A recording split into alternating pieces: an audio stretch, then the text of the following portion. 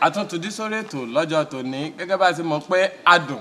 ló ń gbẹ̀yìn ewúro lápètò ibi tá a sọ pé a ti máa gbé àwọn èèyàn ńláńlá wá sórí ètò yìí láti sọ ìrírí wọn fún gbogbo ọmọ Nàìjíríà kábà lè fi kẹ́kọ̀ọ́ ìwọ tó ń la ìṣòro kan tàbí ìkejì kọjá márùnún rẹ pin adùn nígbẹ̀yìn ewúro lórí Nígbàtí TV lórí amóhùnmáwòrán Nígbàtí la wà àṣà wa èdè wa òun là ń mú jáde wá lórí Nígbàtí TV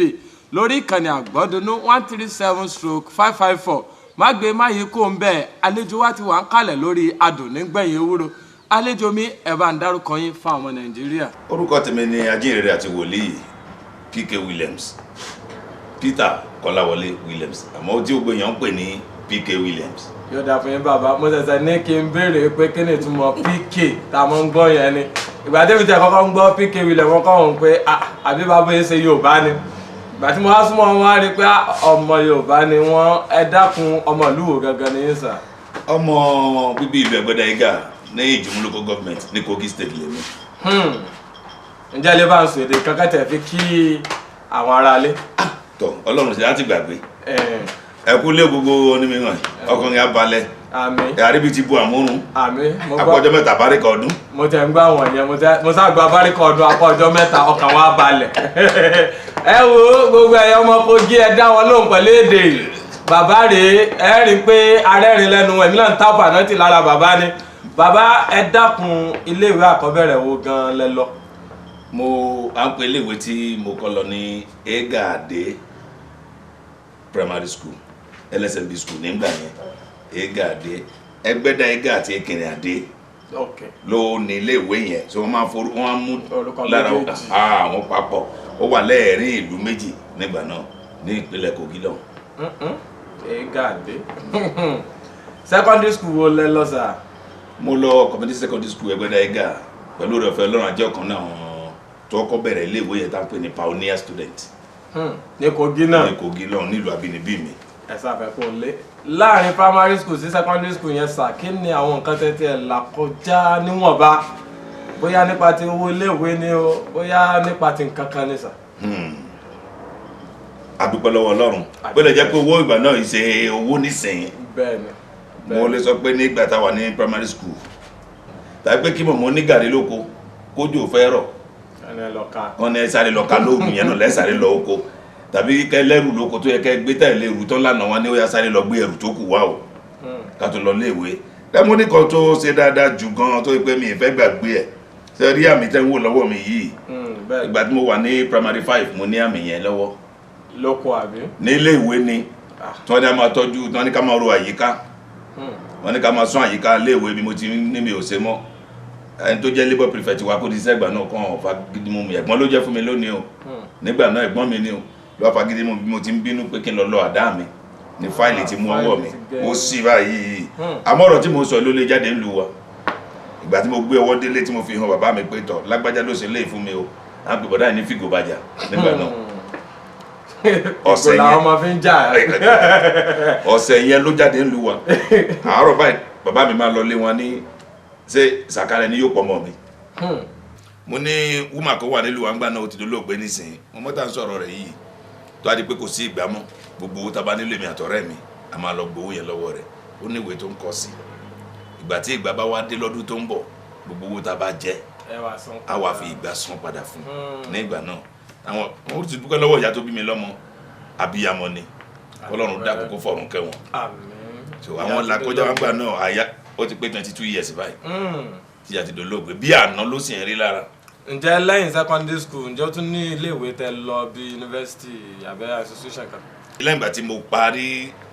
mo lọ ṣiṣẹ́ ní Nigeria Paper Mill Limited ní Jẹ̀bà lẹ́yìn ìgbà yẹn ní pé fún iṣẹ́ ìránṣẹ́ dún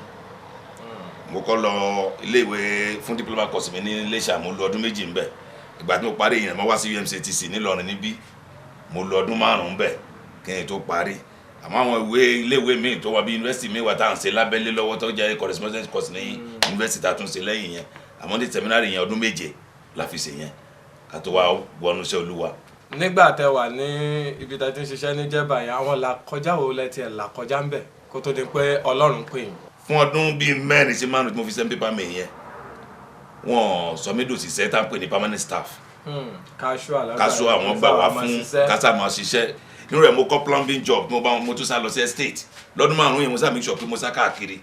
then iṣẹ́ tá a pè ní horticulture yẹn pé bóyá kéèyàn máa wá sí gbin flower ibẹ̀ lọ́hùn náà mo ti kọ́ gbogbo rẹ̀ ìgbà tó wáyà mo ní eléyìí ò lè pé mi mo fẹ́ kọ́ṣẹ́ gbogbo àti mo sọ pé mo fẹ́ kọ́ṣẹ́ yìí o Ọlọ́run ti ń pè ìpè yẹn ti ń dààmú tẹ́mi gan mọ̀ pé ìpè lélẹ́yìí àìríṣẹ́ gbòógì gan lára ìpè yẹn ní gbogbo àtà ń sọ yìí ibi tí mo ń gbé àti ibi tí mo ti ń kọ́ṣẹ́ jẹ́ 22 kìlómítà ọjọ́ tí n bá ti rí ọkọ̀ pépà mi wọ̀ lọ́fẹ̀ẹ́ ẹsẹ̀ ni màá fi rìn. ìgbà tọ́lọ́run pè yín yẹn ṣé ẹ̀yin gangan lẹ gbóhùn yẹn ni àbáwọn kan ló ń sọ fún yín àbí kí ni àwọn àpẹẹrẹ tẹ́ ẹ rí. ọ̀rọ̀ lẹ béèrè yẹn olótù ọdún 7 la fi rìnrìn àjò yẹn bí mo ṣe ń gbọ́ làwọn èèyàn ń gbọ́ Ọlọ́run bá mi fà á débi wípé fún ọdún 3 mo ní ṣòkòtò 2 àtẹ̀wù 3. láàrin ọdún 3. mo lè máa lọ báyìí ní títì yóò sì fúnra rẹ̀ máa gbọ́ tí ì ṣe pé wọ́n sọ fún mi pé ṣé mo ní kó ṣiṣẹ́ mi olóòní ṣe gbàgbé ń pa ẹ̀ mo rìn ní kí n kú Ọlọ́run ni ò jẹ́ ń kú mo jẹ́ kọ̀ǹfàsàrí fún Olúfàlàyé nígbà tó fẹ́ jẹ ààrẹ mo jẹ́ kọ̀ǹfàsàrí fún Jákàndé ní gbogbo gbà yẹn kán ní ọ̀rọ̀ délẹ̀ o àforírọ̀ ikú politics ń gbà yẹn ṣùgbọ́n kò gbogbo nǹkan tá à ń sọ yìí kò sílẹ̀ tó yọjú ọdún kan ní mi ò lè gbàgbé láyé ìgbà tí mo wá ṣèjọba tó sú mi tọ́gá mi lé mi bí mo ti ń kọ́ṣẹ́ ọdún 2 ni mo sáìn ọjọ́ tó pọ́dún 2 lọ́gá mi lé mi ẹ wá béèrè pé ẹ̀ṣẹ̀ wo ni mo ṣẹ̀ mi ò sí ń lé mo lọ bá wọn ṣe census ọ̀kan láwọn junior mi wá dúró tì mí tó ti ń ṣiṣẹ́ ọ̀gá wa ní tẹlifíṣàn kọ́ pé túbù ẹ̀ kan pé kí n lọ wádìí pé òun mọ̀ pé mi ò sí ń lé kí n lọ wádìí mo wá wádìí lọ́wọ́ àwọn ọmọọṣẹ́ junior mi wọ́n lọ́wọ́ ọ̀gá ló ti kán nígbà tó ń fà ojú àwọn ni mo bá sì kó wọn mo ní sẹ́ẹ̀ lè sọ lójú wọn láwọn lè sọ ó yá ọ̀gá wọn lẹ́yìn lẹ́ẹ̀kan ọ̀gá ní mo lórí láyà wá bá o pé mo ti kọ́ṣẹ́ tán kí n máa lọ lé ọjọ́ ìgbọ̀gbọ̀ ló pọ́dún 2 gbogbo ìgbìmọ̀ ìjọ wa gbogbo àwọn àlùfáà ìjọ wọn làwọn lọ bẹ ọ̀gá lòun ò gbà ìgbà tó wáyá lọ̀gá lé ó dáa o òun máa gbà mí màá tún wá sáyìn ọdún 2 míì màá tún wá sanwó mi mo ní ọ̀gá ìyá jẹ́ pé bí mo kọ́ dé níwọ̀ ọjọ́ tí mo lọ mọ́ kan wà nílùú Ìlọrin à ń pè ní Mrs. Makinde àjọjọmọ ìjọ ńgbà kan náà ni wòlíì ni wọ́n ọmọ yẹn ní àwọn ò ní kí n mọ́ lọ kọ́ṣẹ́ yìí o àmọ́ àwọn rí pé mi ò fi jẹun pé iṣẹ́ Olúwa ni Olúwa bá mi sọ̀rọ̀ fún ọdún 7 yẹn mo lọ mọ́ ko mo ń ṣe pẹ̀lú local government Kayama local government nígbà náà mo wá lọ gba tractor wọn tractor gbé ilé mi fún ọ̀sẹ̀ kan oko tí tractor kọ lọ́sẹ̀ kan sẹ́wọ̀n pé kò kéré èmi mo bá monitor tractor wọn gbà náà mo wá kọ oko ráìsì lọ tó pọ̀ ọkọ̀ mi ti balẹ̀ mo ti lọ bá ọmọ Ìgbò kan mo fẹ́ mọ ra aṣọ lónìṣà mo ti lọ Ọ̀fà ọgbọ́n ìwà ní Owódé lọ́fà Ìgbò ni tó ń taṣọ wọ́n ti mú ká péré nígbà tí mo bá dúró tí mo wo oko ráìsì lọ báyìí mo wo oko àgbàdo tí mo kọ lọ inú mi dùn ọjọ́ tá a máa lọ kó ráìsì wálé mo ní àpò sakasaka tí mo ti rà 50 ni mo rà pé tọ̀ tá bá ti lóòdù ráìsì yìí wàá lóòdù rẹ̀ lọlé á tún dá àpò padà ọ̀gá mi ìgbà tó máa harvest ráìsì bá ṣe ń bù báyìí ló ń fúyẹ́ ibẹ̀ mo ti mọ̀ túmọ̀ tí bí lè sọ pé ó ní ó fúri ráìsì tá a ti bù kalẹ̀ tá a ti ká máa bù ó sì ń fúyẹ́ mo rí àpò 2 mú jáde lóko tá a ti estimate about 140 bags tí wọ́n bá yàn ṣiṣẹ́ oko yóò dára tó a jẹ́ kó tèmi yóò bàjẹ́ mo wá harvest àgbàdo kalẹ̀ nù ilé àgbàdo ga tó bá nu yàrá mi ìgbà tó dọjọ́ kẹta tá a débẹ̀ àmọ́ tó gé àgbàdo sí 3 àwọn ẹlẹ́wọ̀n àdàlú làwọn ò fẹ́ mo wá sùn lórí Olúwa ní sòsìsẹ́ bẹ̀rẹ̀ wàá fi ojú rẹ̀ rí tó ìlàkọjá yẹn pọ̀ lórí ìpè yẹn Olúwa ń sọ fún mi ó rán àwọn èèyàn sí mi wèrè ló wá bá mi sọ̀rọ̀ kẹ́yìn èmi àti ọ̀rẹ́ mi kọ́lá ìjọ rìn lọ pẹ̀lú kan ládé ran wa ń lọ ojú ọjà lọ́jọ́ náà làbá pàdé wèrè yẹn ọ̀rẹ́ mi yẹn dolóògbé ní December tó kọjá yìí náà pè ní Pastor Akin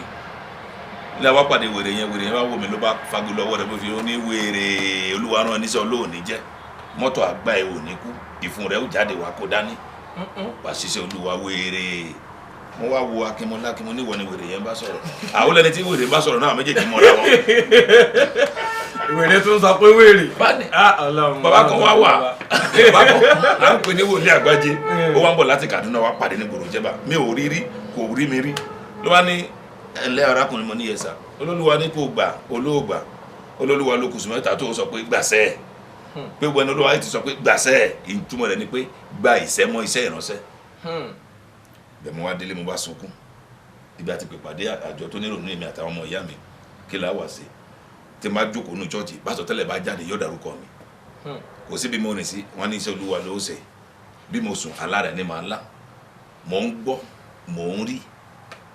ṣùgbọ́n mo sáà ní mi ò lè ṣe pé ìyà ti jẹ mí jù láyé kí mo fẹ́ wá lọ́nu iṣẹ́ Olúwa